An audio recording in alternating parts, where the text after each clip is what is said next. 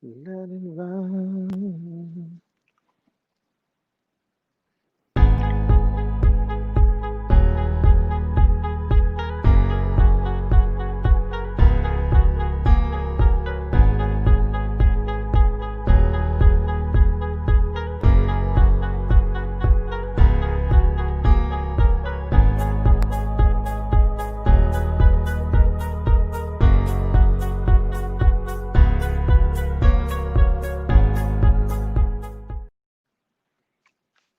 Hey, what's happening, everyone? Happy Tuesday, and welcome to this week's edition of Urshel Speaks. And want to have a fun conversation. We are in the middle, the beginning, somewhere in our national, well, all the way down, but definitely our national political season.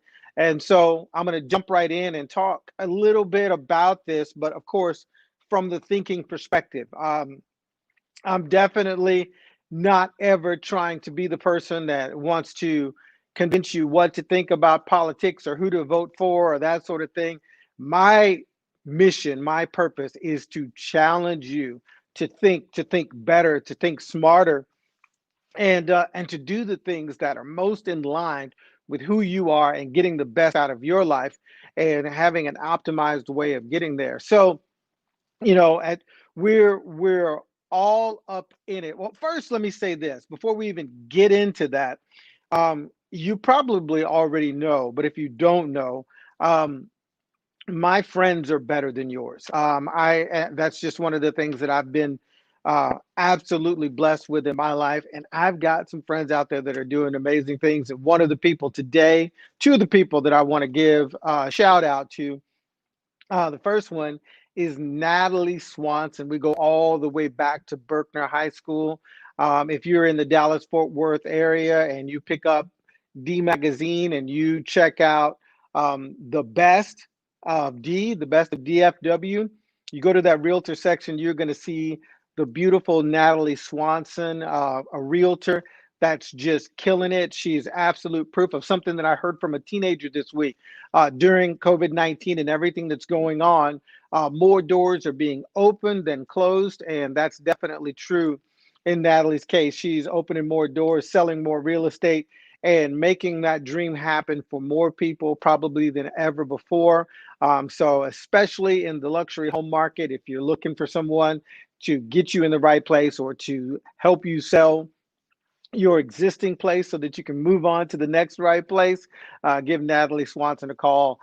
She's the person. She'll probably be commenting on here, but you can definitely find her. She's one of the most amazing people, one of the greatest friends, and definitely if you're in the DFW area, she'll help you move that property, move that real estate, or find the one that you're looking for. And the other person I want to give a shout out to actually kind of goes in line with what I want to talk about today in regards to politics, and that is my good friend and brother, and his name is Quentin Pullen, and he lives out in Costa Mesa, out in California, in Orange County.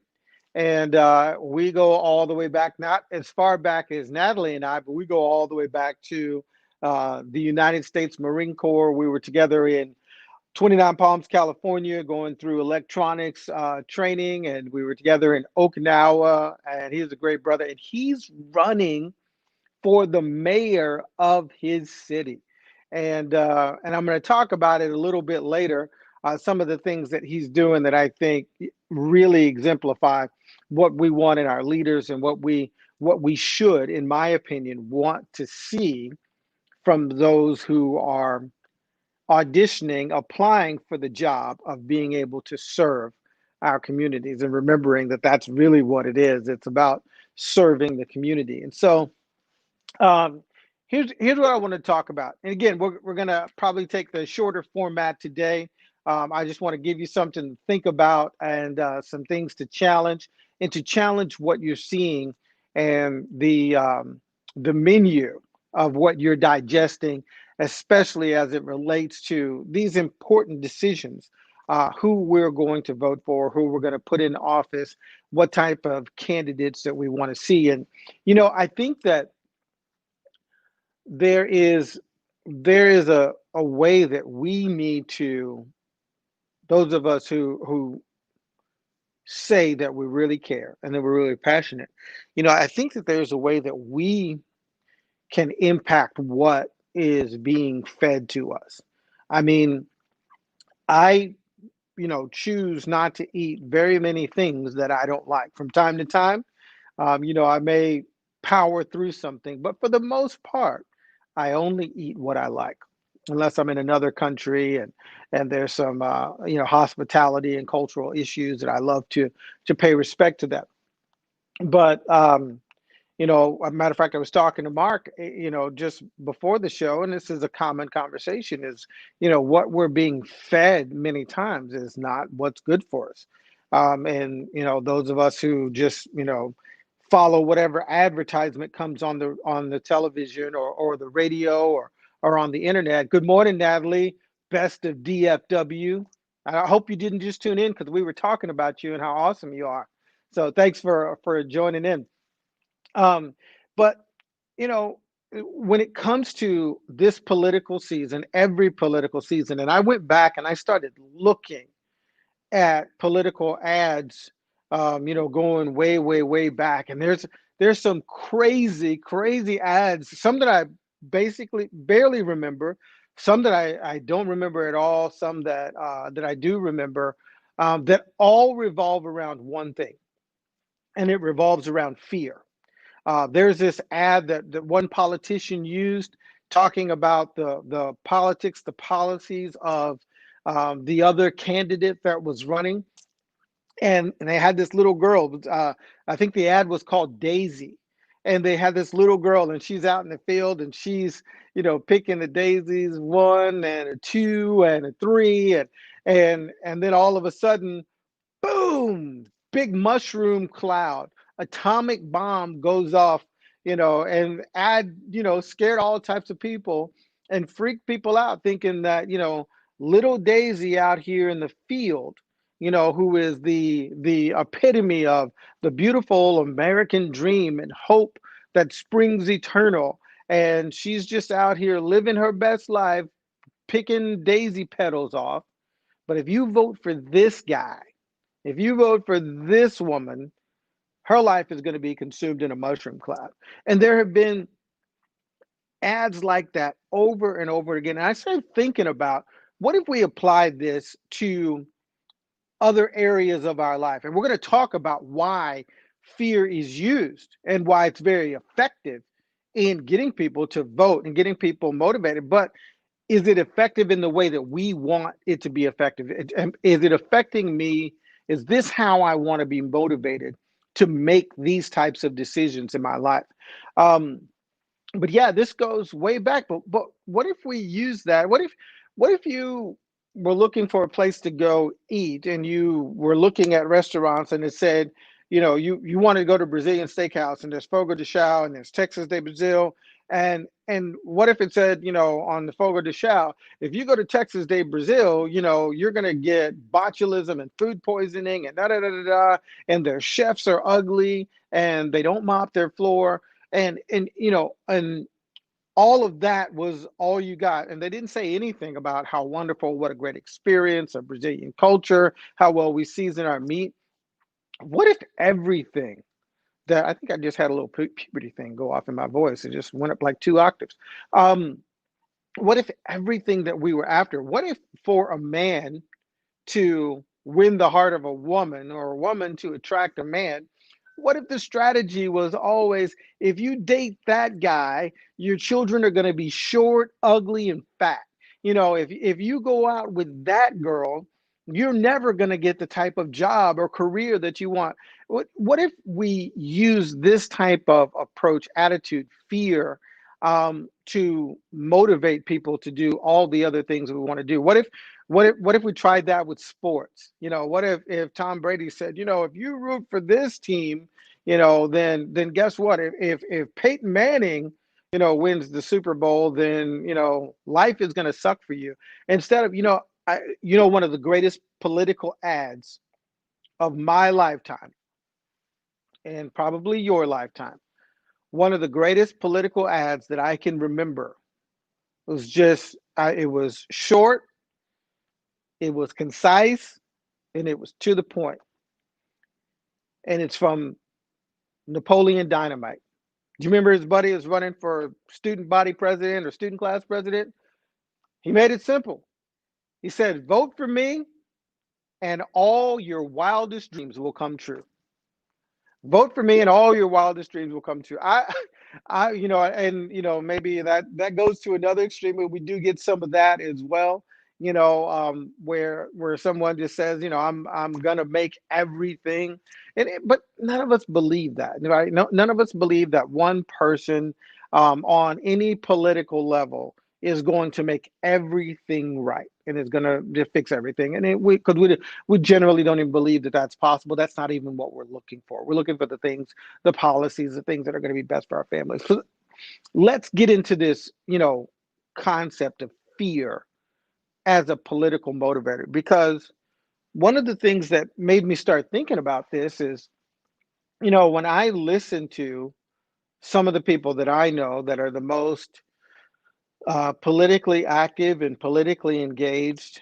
When I see things that come up on my social media or videos or things like that, one of the things that strikes me over and over again is how, let's see, happy or unhappy people who are strongly politically motivated are. Which one do you think? Which one do you see the most when people are being real passionate about their politics?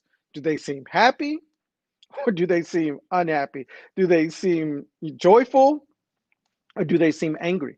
I see a lot of anger, a ton of anger. So let's back up and why do we why do we see this? Why is this method of motivating us to be politically engaged, motivating us to vote for a candidate, no matter which side it is? Why do we see so much fear mongering?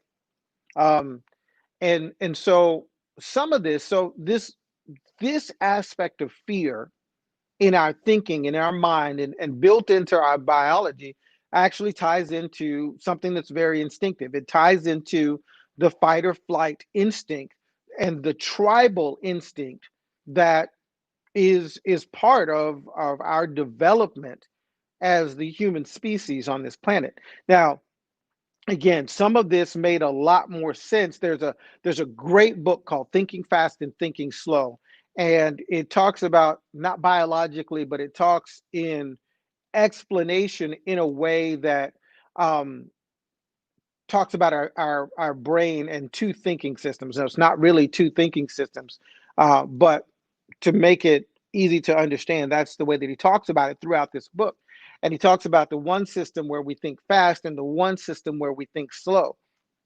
And the system where we think fast is is tied to this fight or flight system. And here's the thing. It's important and very important, but it used to be more important, right? It used to be more important when there was the real likelihood of when you go out for an afternoon stroll that you can encounter a saber-toothed tiger, and that saber-toothed tiger might make you its afternoon snack, right? And so this fight or flight necessity um, tribally was more important. It was important. It's if we apply it to today, if at 3 o'clock in the morning, um, because this is not the logical slow thinking system, right? This is the illogical fast thinking system. So think about that.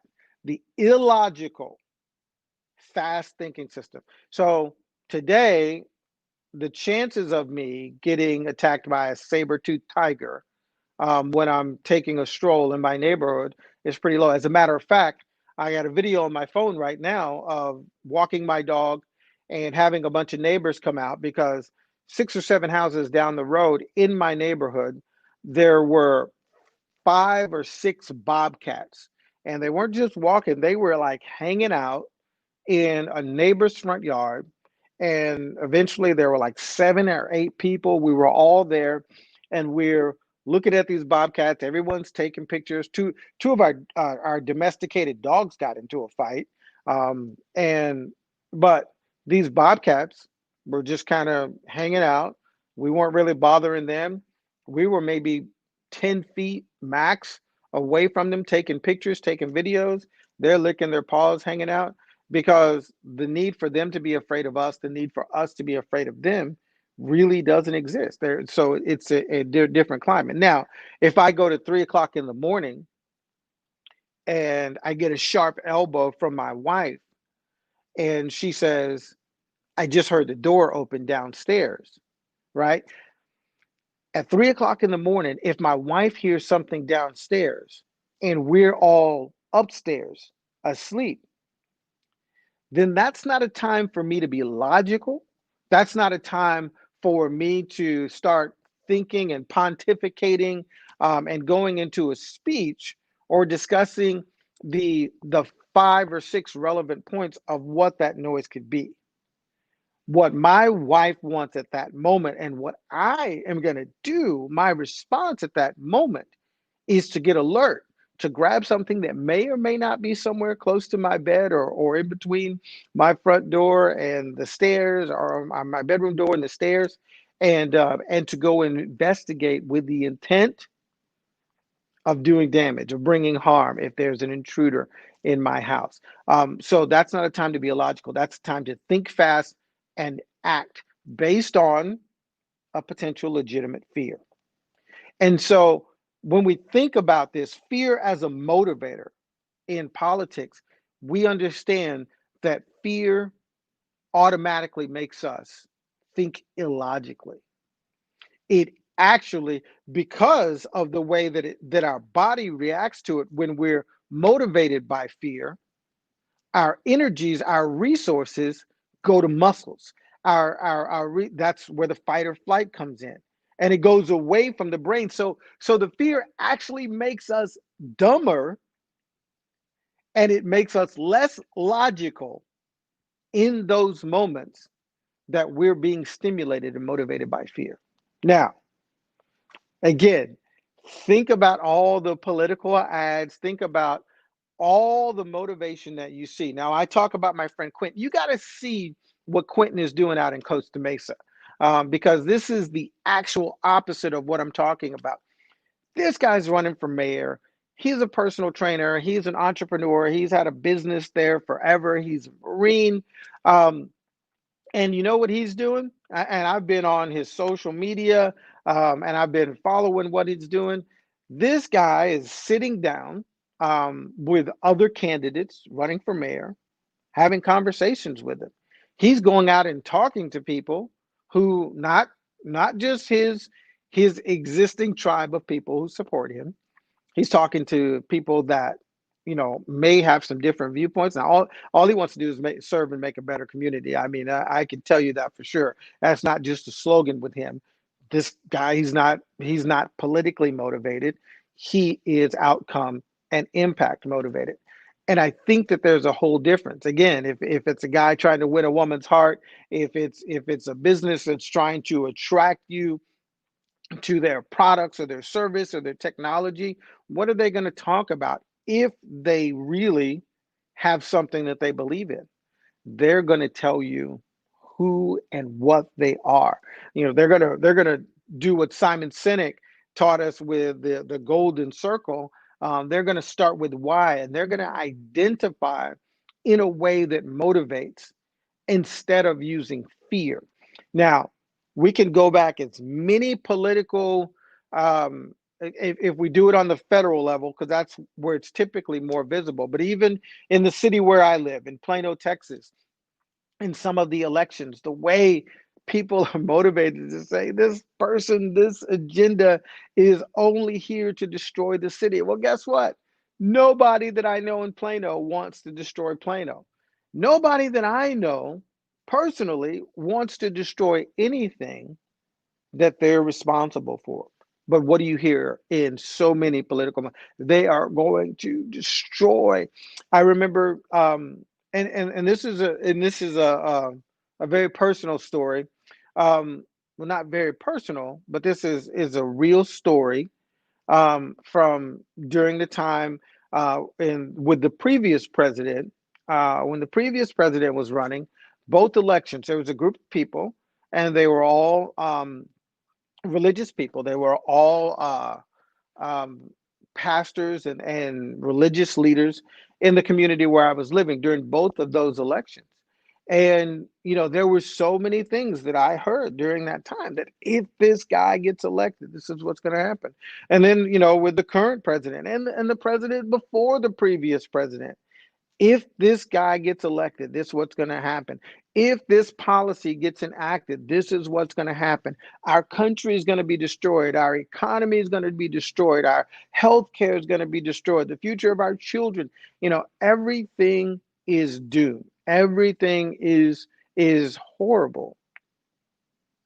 And why is that?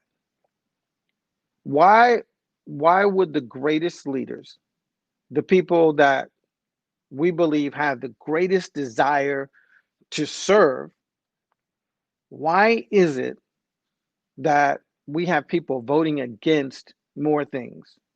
We have people voting against more people than we have people passionately supporting something because of what they genuinely believe in, with hope and optimism and inspiration for the future.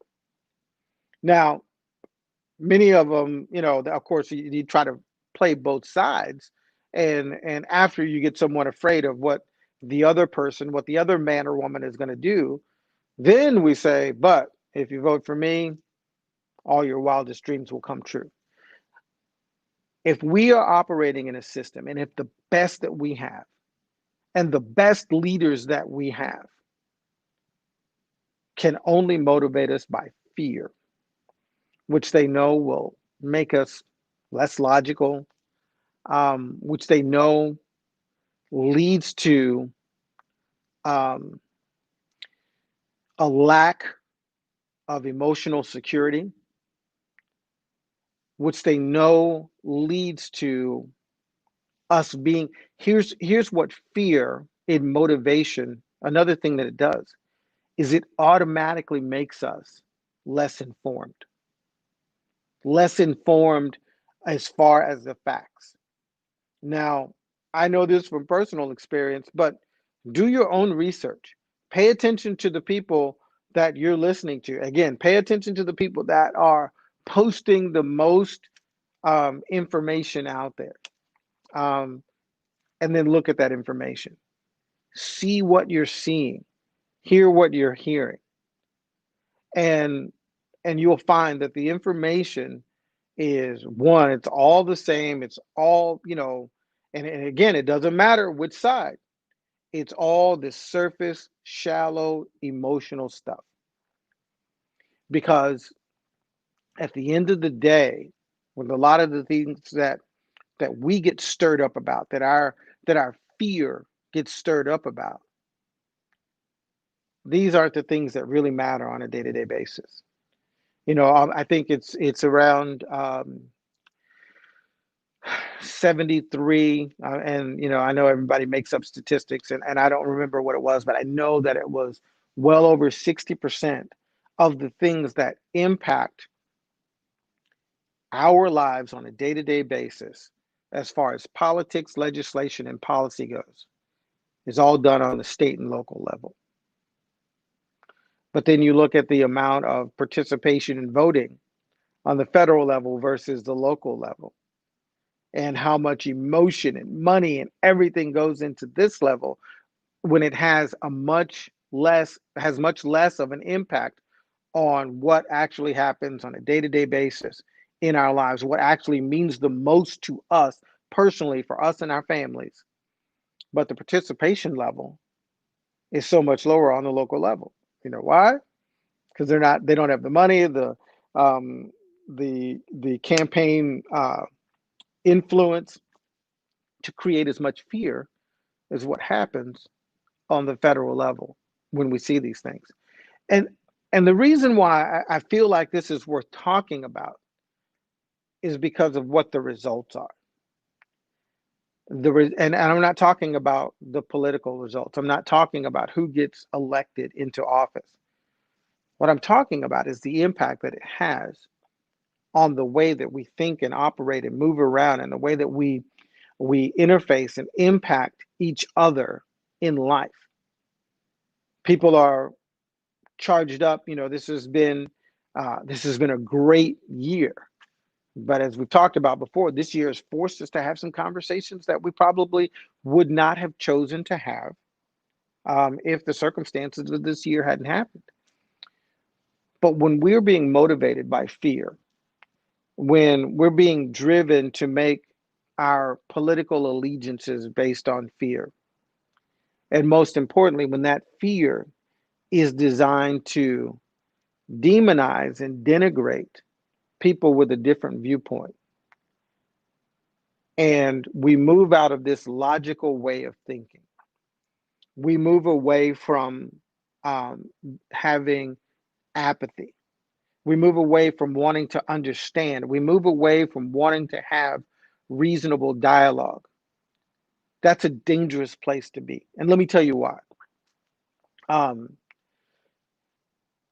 I remember coming home after boot camp, and different times, and going and visiting some friends who were in college and the University of Texas. One of my great friends, Christy, and going and visiting, hanging out with some of her friends, and walking around on Sixth Street and having fun. And uh, I remember being asked to share and sing some of the songs that we sing when we run, and share some of these, some of kind of the stories and the cadences that we use.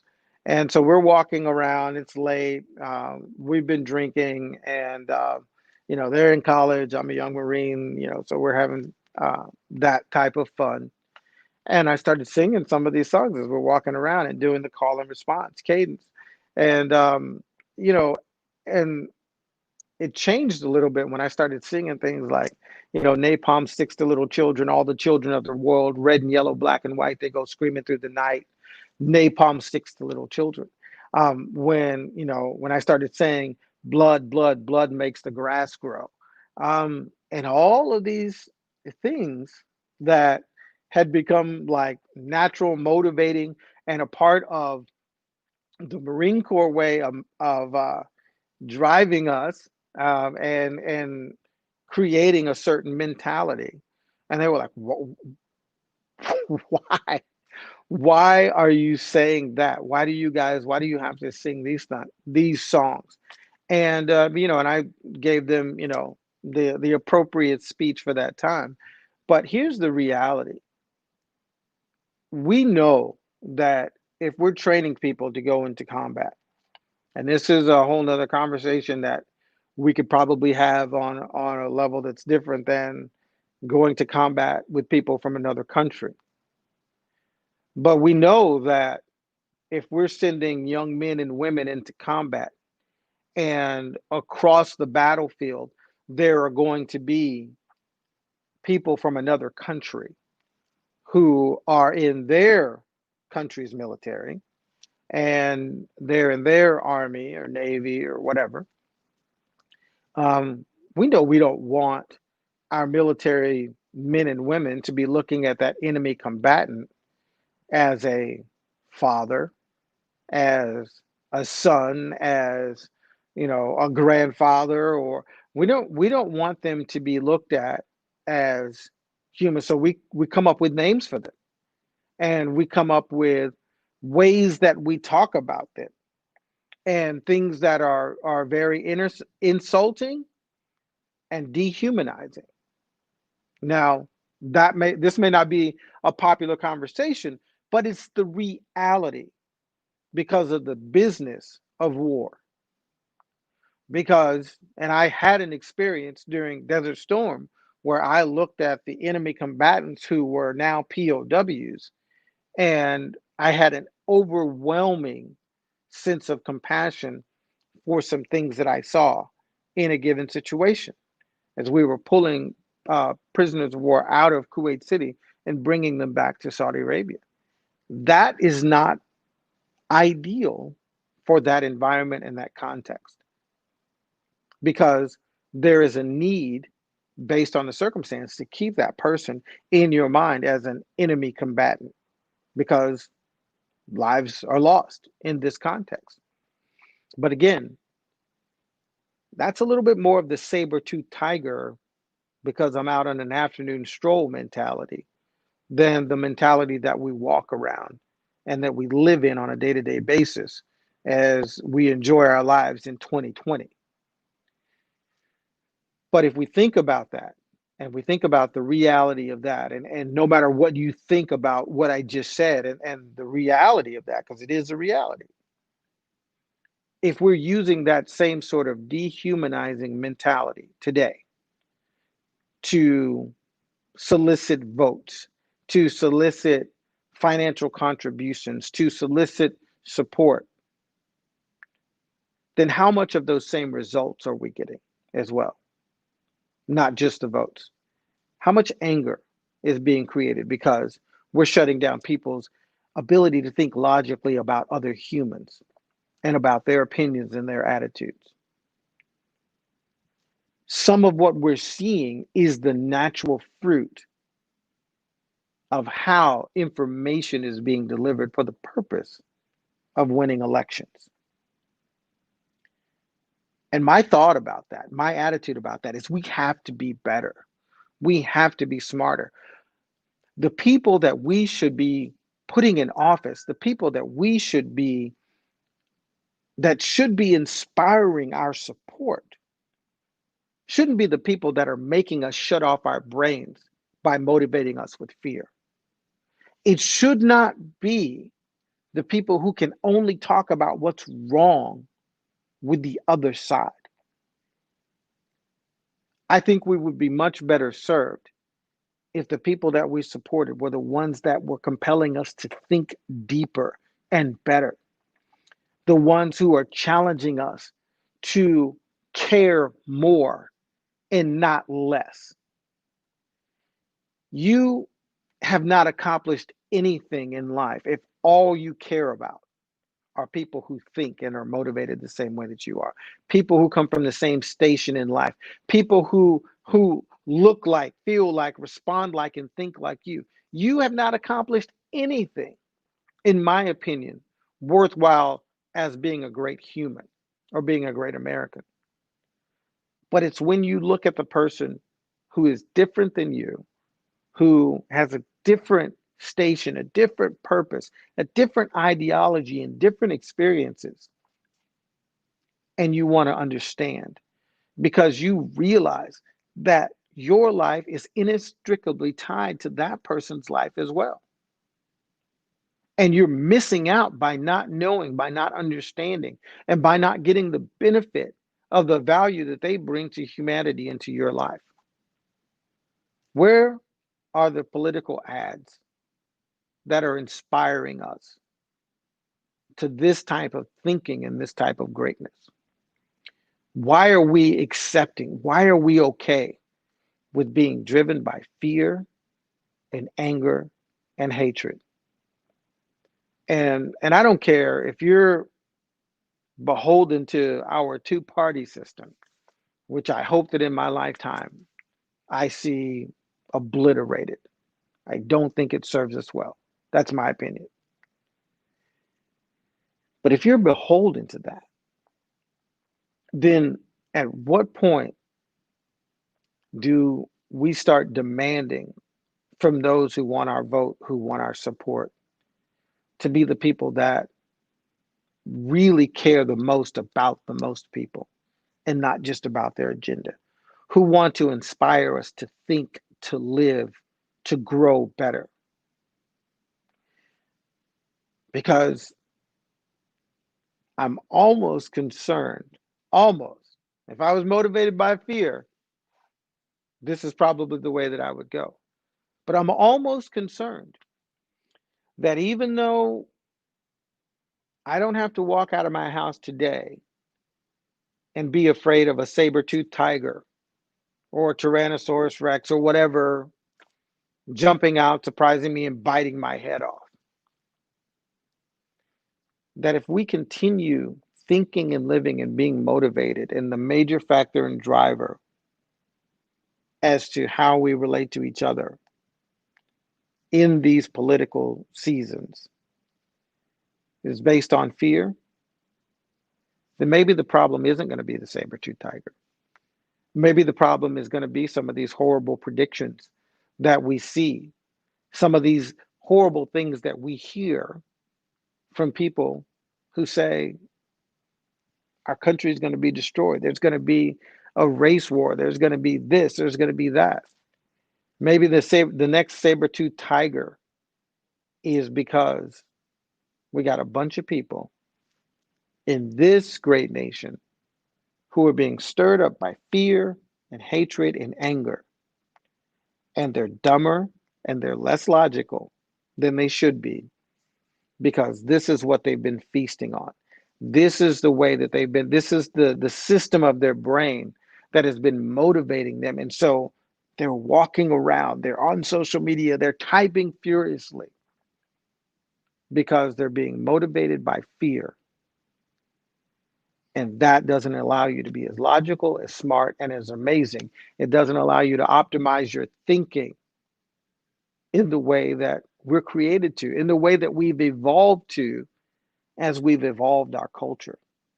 But yet we're defaulting to this base approach of how we think about those that we're choosing to lead based on fear. And so, we got a page, and man, we should have stayed more active on it. But it's still there, and we still put some stuff out there called Love is Greater. And the whole point is love is greater than your political motivation. Love is greater than your individual religion. Love is greater than your region of the country. Dare I even say love is greater than the Dallas football Cowboys. Love is greater. And that is a greater motivation for us to do the things that we need to do to make our lives, the lives of our children, our grandchildren, so much better. So, my point in this conversation, and what I want to challenge you to think about, and what I want to challenge us all to move, um, the way that we're doing this part of our life, our politics. We're not going to get away from politics, and it's not going to magically change unless we demand change.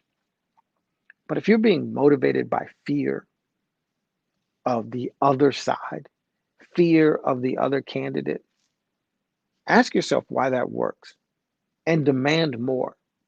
Demand candidates, demand organizations that inspire you, that make you feel better, that cause you to think better, that makes you care more.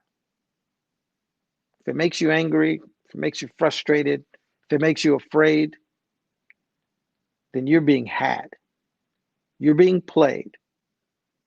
We are being led down a path, and there's going to be a new saber-tooth tiger that's waiting for us. And it's going to be the one that we created based on fear. My name is Urshel. This is Urshel Speaks. We can do better, but it starts with thinking better. Thinking better will cause us to do better. Doing better will get us better results. Hey, you have a great day. Make it a great week. Next time you see an ad that's based on fear, shut it off and say, and write that candidate and say, you know what? If you don't have anything that can inspire me and make me feel better, then you need to drop out of the race and go vote for someone who can do just that. My name is Urshel. We'll talk to you soon. Go have a great week. Bye.